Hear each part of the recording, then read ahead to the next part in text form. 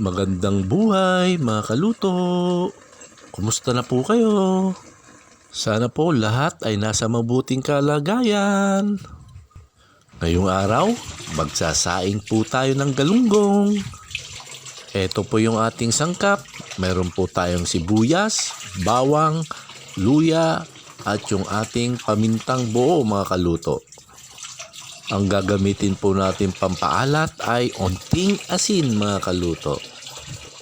Yung nabili ko pong galunggong mga kaluto ay yung katamtaman lang po ang laki.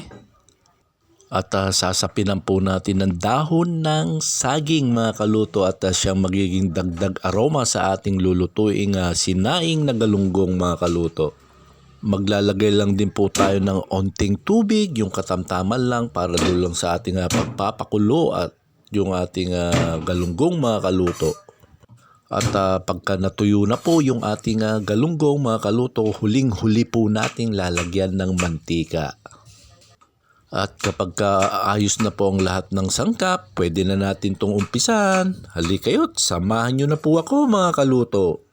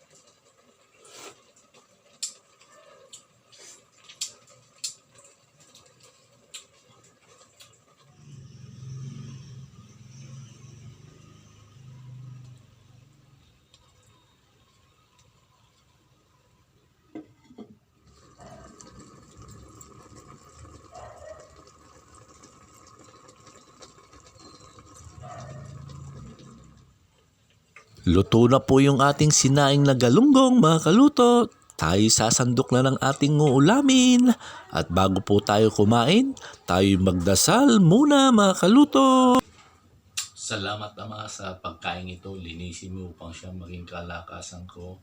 Salamat din Ama sa pag-iingat mo sa aking kalusugan. At salamat din Ama sa mga biyayang pinagkaloob mo sa amin sa araw-araw.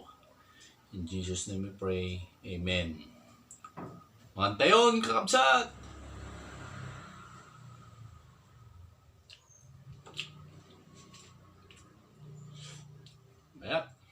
Hanggang sa muli, ito po ang inyong kaluto nagsasabing lagi magdasal, count your blessing and stay positive.